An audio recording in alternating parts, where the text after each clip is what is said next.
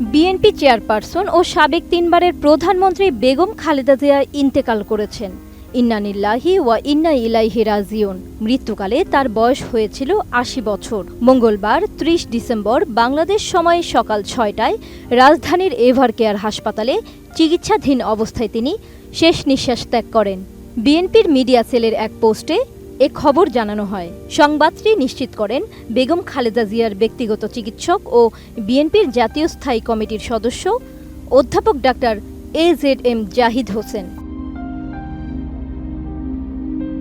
BNP chairperson press wings এক বার্তায় জানায়, খালেদা জিয়ার ছেলে তারেক রহমান, তারেকের স্ত্রী জোবাইদা রহমান, মেয়ে জাইমা রহমান, খালেদা জিয়ার প্রয়াত ছেলে আরাফাত রহমান কোকোর স্ত্রী, সন্তান, পরিবারের সদস্যরা এবং বিএনপি মহাসচিব মির্জা ফখরুল ইসলাম আলমগীর এ সময় হাসপাতালে ছিলেন। সাবেক এই প্রধানমন্ত্রীর মৃত্যুর খবরে তাৎক্ষণিকভাবে শোকের ছায়া নেমে আসে। এই শোক সংবাদ মুহূর্তের মধ্যে ছড়িয়ে পড়ে সোশ্যাল মিডিয়ায়। খালেদা জিয়ার মৃত্যুতে শোক জানিয়েছেন দেশের বিভিন্ন রাজনৈতিক দলের নেতারা। RICL TMX, যুগের পর যুগ স্থাপনা থাকে মজবুত।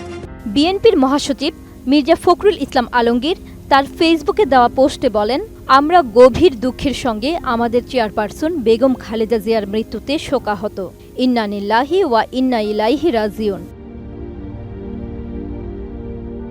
খালেদা জিয়ার মৃত্যুতে ফেসবুকে পোস্ট দিয়ে শোক জানিয়েছেন অন্তর্বর্তী সরকারের প্রধান উপদেষ্টার প্রেস সচিব শফিকুল আলম। তিনি পোস্টে লিখেন, তিনি ছিলেন সকল নেতার মধ্যে সবচেয়ে করুণাময়, আমাদের প্রতিরোধের প্রতীক এবং সর্বোচ্চ স্তরের একজন দেশপ্রেমিক। আল্লাহ আপনাকে জান্নাতের সবচেয়ে সুন্দর স্থান দান করুন। তার মৃত্যুতে গভীর শোক প্রকাশ করেছেন জামাতে ইসলামীর আমির ডক্টর শফিকুর রহমান। জামাতে ইসলামীর পেজে দেওয়া শোক বার্তায় তিনি বলেন, ইন্না লিল্লাহি ওয়া ইন্না ইলাইহি রাজিউন।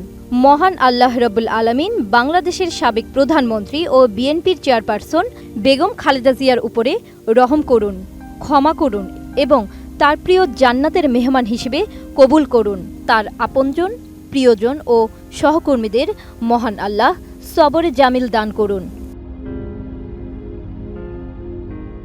জাতীয় নাগরিক পার্টি এনসিপির আহ্বায়ক নাহিদ ইসলাম ফেসবুকে লিখেছেন, স্বৈরাচার বিরোধী আন্দোলনে তার সাহসী নেতৃত্ব গণতান্ত্রিক অধিকার আদায়ে এদেশের মানুষকে পথ দেখিয়েছে। 90-এর গণ-অভ্যুত্থান পরবর্তী সময়ে বাংলাদেশের সংসদীয় শাসন ব্যবস্থা প্রতিষ্ঠা এবং গণতান্ত্রিক পরিবেশ পুনরুদ্ধারে রেখেছেন অসামান্য ভূমিকা।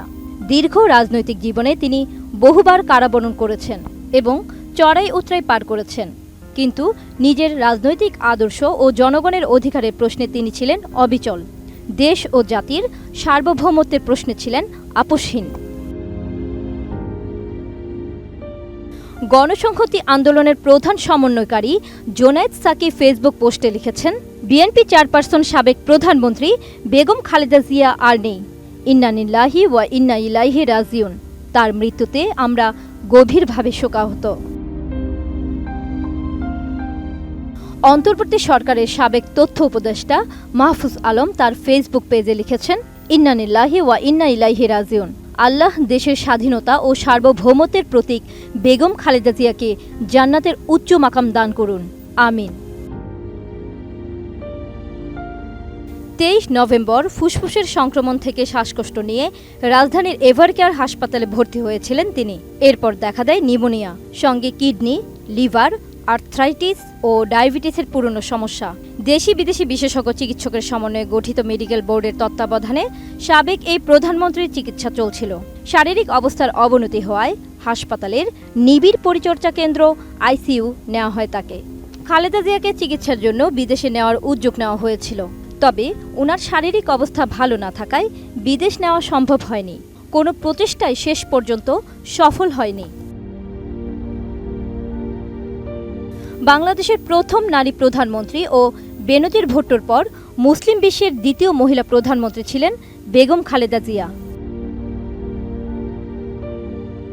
জান্নাতুন হারজেরি, ডেস্ক রিপোর্ট, ATN নিউজ।